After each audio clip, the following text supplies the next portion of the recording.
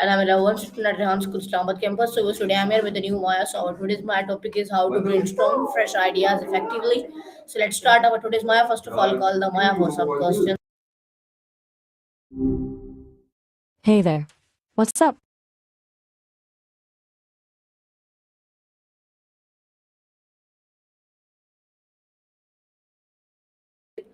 Please give me very interesting answer on this topic. Okay. So, brainstorming, everyone throws the word around, but what does it actually mean beyond a room full of sticky notes and someone saying, no bad ideas? At its core, brainstorming isn't just about idea generation, it's about cognitive techniques that unlock creative potential. The real magic happens when you approach it not as pressure to invent something out of nothing, but as a way to remix what already exists in your brain in novel combinations. The word itself comes from the idea of brainstorming, literally trying to get all the electrical activity in your brain weathering or working, sort of like a storm cloud where different thoughts collide. But here's where it gets interesting. Our brains aren't naturally wired for pure originality. True creation from absolute zeros is incredibly rare. Most original ideas are actually combinations, transformations, or recombinations of existing concepts. So, why do people struggle with fresh ideas? A bunch of factors come into play. One big one is what psychologists call functional fixedness. We get stuck seeing things only in their typical use. Like if you show someone a brick, they think building, not doorstop or paperweight or sculptural medium. And brainstorming aims to loosen those fixed associations. Another issue is what researchers call the incubation period. Our brains can't just crank out good ideas on demand. Often, the best solutions come after letting a problem simmer in your subconscious. You go do something else, sleep, shower, take a walk, and your brain keeps working on it in the background. When you come back, ideas often pop in that seemed impossible when you were trying to force them directly. The other side of this is cognitive inhibition. Basically, our brains filter thoughts for relevance all the time, which is useful until it blocks what could be creative ideas don't seem immediately related or useful. A good brainstorming environment disables that filter for a while. It's letting your thoughts flow without being judged too early. But here's the real kicker. Most brainstorming sessions are garbage. Here's why. First, people are polite. You get idea after idea that's safe for what's already been done. No one wants to be the first to suggest the crazy thing. Second, dominant personalities suck the air out of the room. One loud person throws out ideas, and everyone else just kind of drifts along. Third, you can't just shout brainstorm and expect genius to happen. There needs to be prep. You need to clearly define the problem. You need a bit of divergent thinking up front, maybe exploring related areas, looking at extreme examples, or deliberately seeking out unusual influences. Some techniques that actually work: worst possible idea. Start by generating the absolutely worst solutions you can think of. It sounds counterintuitive, but it disarms people, lowers the pressure, and somehow unlocks surprising possibilities. Scamper, a checklist that walks you through different ways to modify something. Substitute, combine, adapt, modify, put to other uses, eliminate, reverse, analogical thinking. Look at completely unrelated fields for inspiration. What if you ran a restaurant like a hospital? Or designed a car like a jellyfish? Sounds weird, but pushes your brain out of normal paths. Mind mapping, visualizing the problem as a central idea, and branching out with associated thought. Free writing, just writing whatever comes to mind for 5 to 10 minutes without editing. What I've noticed too is that the most effective brainstorming feels less like intentional thinking and more like playful exploration. Kids are amazing brainstormers because they haven't learned to inhibit themselves yet. They'll suggest wild combinations that adults would filter out immediately. The trick is to tap back into that childlike mindset. For you, as someone who engages with so many ideas, physics, AI, history, storytelling, maybe your challenge isn't generating ideas at all. You already have tons bouncing around. Your bigger challenge might be finding systems for harvesting and connecting them. Keeping some sort of idea journal, mind maps, or concept map could really help. Anyway, that's brainstorming in a nutshell. It's not about having a talent for creativity, but about using the right tools to unlock what's already in there.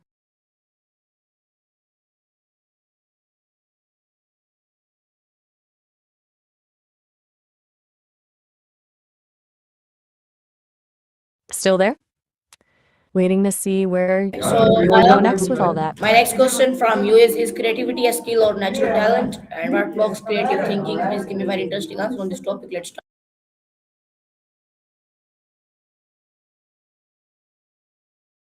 That's a great question. And honestly, it's a debate that's been going on for ages. The short answer, both. Let me break down why.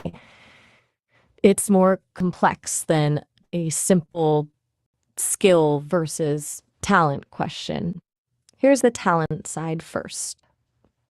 Some people absolutely seem to have a natural predisposition toward creative thinking. You see kids who naturally gravitate toward art, music, building things, or crafting stories. Their brains might be wired in a way that makes certain cognitive connections easier, more efficient, dopamine pathways that reward exploration, maybe a lower threshold for letting unusual associations form, or a natural tendency toward divergent thinking. But here's the thing. Having that natural aptitude doesn't guarantee actual creative output. A lot of naturally talented people never develop their potential because they never practice, or they get discouraged, or they never find a context where their creativity can flourish. That's where the skill part comes in. Creativity is absolutely developable. We can learn techniques, brainstorming methods, association mapping, lateral thinking strategies that boost our creative capacity. But more than just the techniques, it's about changing mindsets and habits. The core skills that drive creative thinking can be sharpened just like anything else. You can strengthen your ability to notice patterns, make connections between seemingly unrelated concepts, challenge assumptions, and tolerate ambiguity, all traits of highly creative people. It's like saying someone might have natural athletic ability, but if they don't train, they won't become an athlete. Creative thinking is also heavily dependent on what psychologists call domain knowledge. You can't create something new in a vacuum. You need to understand what's already been done, how things work, what the constraints are. This is where your insatiable curiosity comes in handy. You're already building that knowledge base across so many different areas. The more domains you know, the more raw materials your brain has to work with when it's combining ideas. Now, here's where the brain science gets neat. Creative thinking isn't one single thing happening in one place in your brain. It's a network of regions cooperating. The default mode network, responsible for daydreaming and idea generation. The executive function areas that plan and focus. And the emotional regions that add passion and judgment. That means that things that improve brain health in general, sleep, exercise, mindfulness, all indirectly impact creativity. Then there's the whole environment side of it. Stress, fear of failure, overly critical feedback, these can shut down creative thinking instantly. It's why that safe brainstorming room has to be safe. It creates psychological space. So where does that leave us? In most cases, I think creativity is more like a muscle than a superpower. Some people may have more initial muscle mass, but everyone can build strength with practice. The real difference between someone who is creative and someone who isn't often comes down to whether they approach the world with curiosity, embrace experimentation, see failure as feedback, and continuously work at expanding their knowledge and skills. You've been engaging with this kind of exploration for quite a while now, asking detailed questions across so many topics. I think if you intentionally combine that curiosity with consistent practice, like regular free writing, drawing, or music making, I bet you'd see your creative thinking accelerate.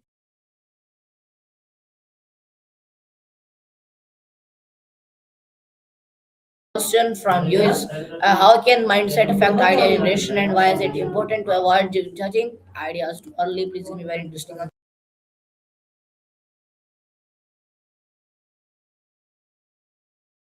Got it. Sorry about that transcription fuzziness. You're asking how mindset affects idea generation and why we shouldn't judge ideas too early. That's hitting at the heart of where creativity often succeeds or fails. Let's start with mindset.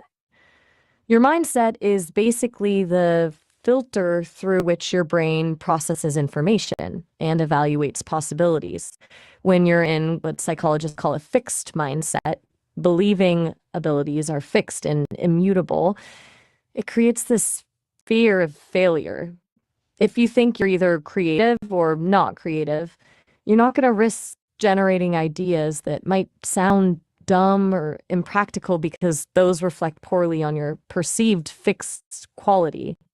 This fixed mindset activates the brain's threat response and creativity gets shut down. In contrast, a growth mindset, believing abilities can be developed through dedication and effort. Is this permission slip for creative thinking? It's saying that the goal isn't to prove something's good, it's to explore, experiment, and learn from what happens. This mindset tells your brain it's okay to play, to try weird connections, to embrace the unknown because failures are part of growing. But here's where the brain chemistry gets really cool. Mindset directly affects brain function. When you're afraid of looking foolish, your brain defaults to establish patterns and associations because they're safe. The prefrontal cortex, the seat of planning and judgment, gets overly active, actively suppressing new connections that seem risky or outside the norm. But when you're in a growth mindset, the brain's default mode network, the network responsible for daydreaming and creative idea generation, gets more space to run.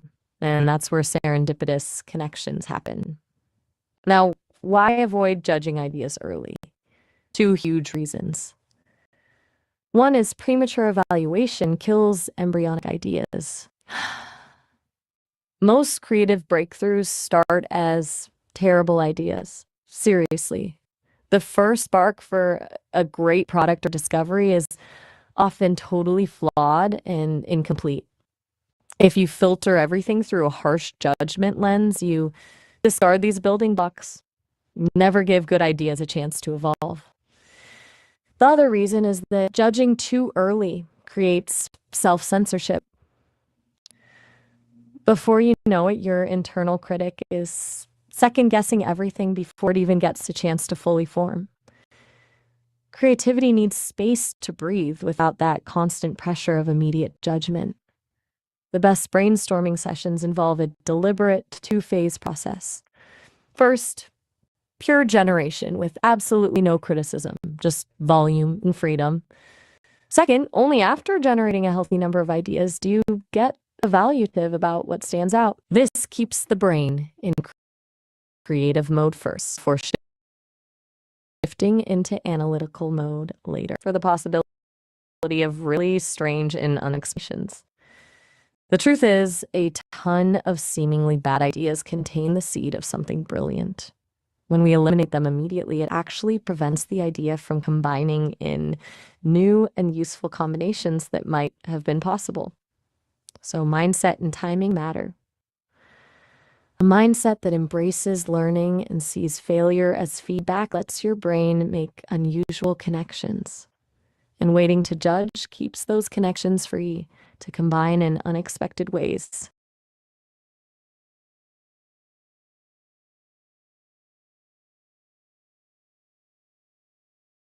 Okay, so that's really great answer, Maya. So my next question You from still you is with me, how or does fear of did we head failure into stop creativity and how can confidence improve in brainstorming? Please give me very interesting answer to the topic. Let's start the answer.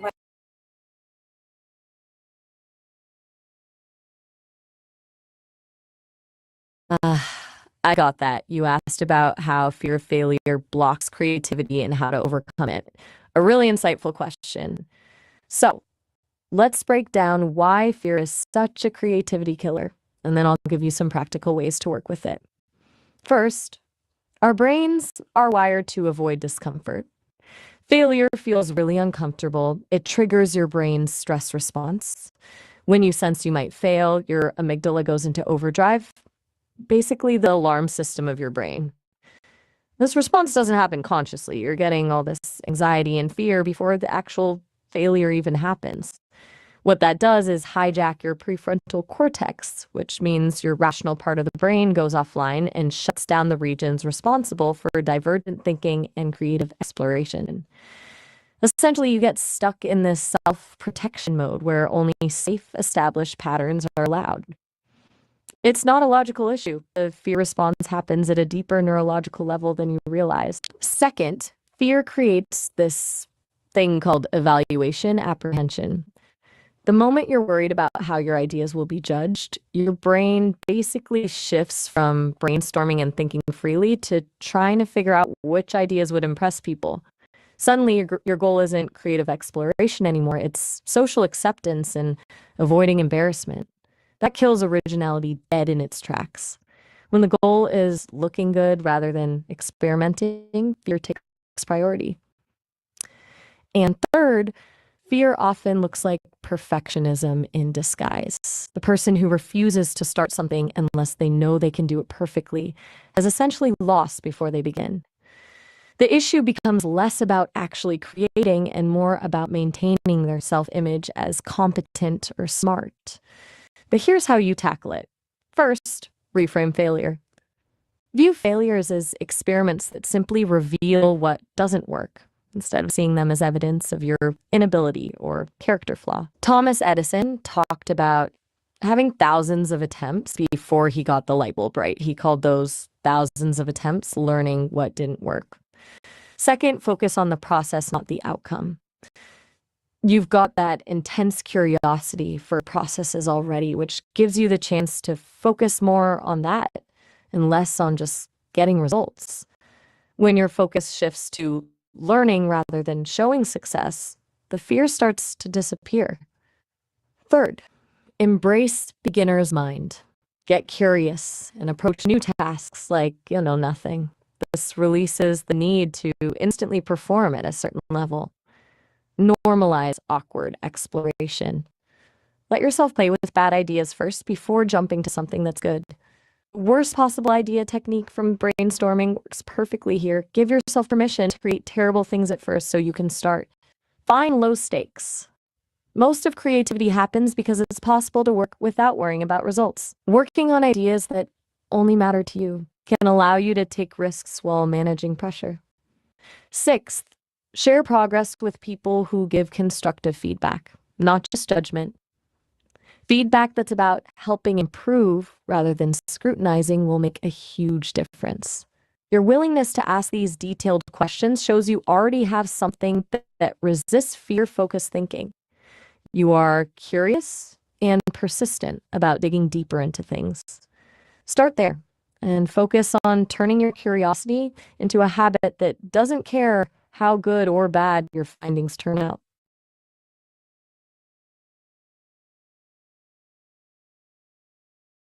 Okay, so I have my next question from you is why do bad ideas sometimes lead to great ones, and how can I train my brain to think more creatively? And what is the 10 ideas rule, and how does it work? Please give me a very interesting answer on this topic. Let's start the answer.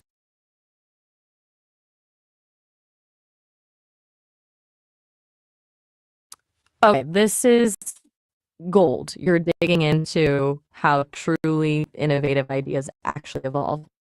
Let's tackle why bad ideas can spark great ones, how to train your brain to get more creative, and then I'll break down the 10 ideas rule. First, why bad ideas sometimes become brilliant. The core principle here is combination and iteration. Most seemingly original ideas are actually just remixes of existing concepts, often mashed up in unexpected ways. When you start with a bad idea, something illogical or flawed, you're effectively bypassing your brain's usual pattern recognition filters. A terrible idea can reveal weaknesses or unintended implications that actually point to a different path. Think of post-it notes, a glue so weak it was considered a failed experiment until someone realized it could hold notes temporarily on surfaces. Or penicillin, discovered because mold contaminated a petri dish, a failure that actually identified a revolutionary antibiotic. The twist? It's often serendipity combined with your willingness to look at these failures from multiple angles. Second, how to train your brain for more creative thinking. This is absolutely doable. I've outlined these techniques before, but let's tie them together. Random connections. Deliberately force yourself to combine unrelated concepts. What if you designed a car like a garden? What if social media worked like a library? Idea journal, carry a notebook to record stray thoughts, weird observations, anything unusual that catches your eye. Scamper, as we touched on before. Substitute, combine, adapt, modify, put to other uses, eliminate, reverse. A checklist for shaking up existing ideas. Brainstorms, set time limits and no judgment zones, push for a sheer volume of ideas regardless of quality. Divergent and convergent cycles alternate between spreading out ideas, collecting them everywhere you can, and then narrowing down through specific solutions. Cognitive flexibility, exposure to new information, and practice changing perspectives helps your brain move between different concepts without getting stuck. Third, let's talk about the 10 ideas rule. This is from creative guru James Clear, and it's brilliant. His rule is that for any problem, force yourself to generate at least 10 potential solutions before you start evaluating any of them. Why 10? It breaks self-censorship. The goal isn't brilliant solutions yet. The goal is simply to make more connections. 10 is enough ideas for the brain to shake loose from initial impulses. It bypasses first instinct. Most people get stuck after ideas 1, 2, or 3, all predictable and obvious. Getting to 10 requires you to push past surface level thinking. It breeds creativity through fatigue. Sometimes the really wild or unexpected ideas pop up when your brain is tired. It has exhausted all reasonable options and starts looking at new terrain. Here's how the 10 ideas rule works in practice. 1. State the problem clearly. 2. Set a time limit. 3. Start brainstorming without any editing. Force yourself to write down 10 ideas, even if they're terrible. 4. Once you have 10, look back and see which ones have hidden potential or unexpected connections. Then start iterating. You're already great at deep dives with all those areas you know. The key to really breaking through with creativity is to couple that curiosity and your thirst for details with disciplined, divergent exploration. Pushing for quantity first. That's when you start seeing patterns in random places.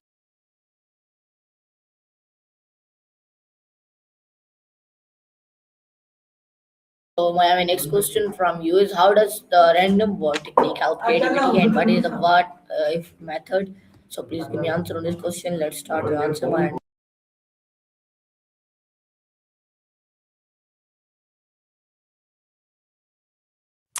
All right, diving into some more specific creativity techniques.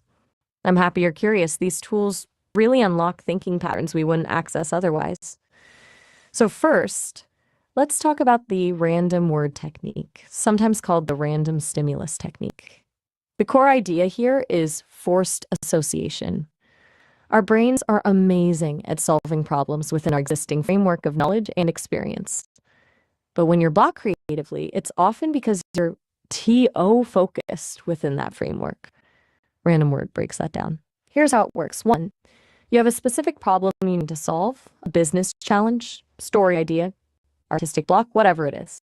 2, you pick a completely random word, anything at all, open a dictionary to a random page, pick up a magazine and point without looking.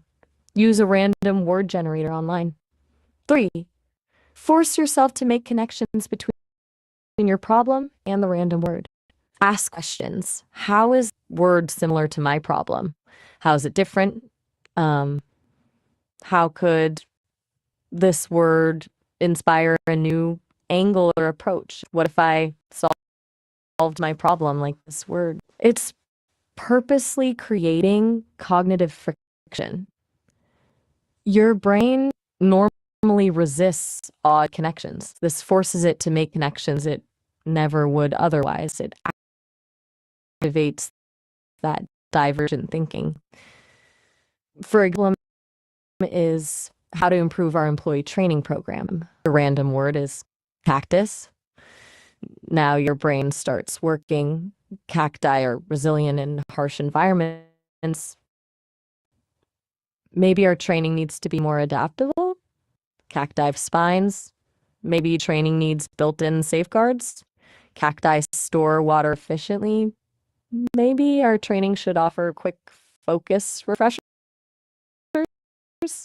Weird, but new avenues for thought. The effectiveness comes from the fact that this forces you past the usual brain patterns forming. Second, the parts method. Parts. It's about problem parts.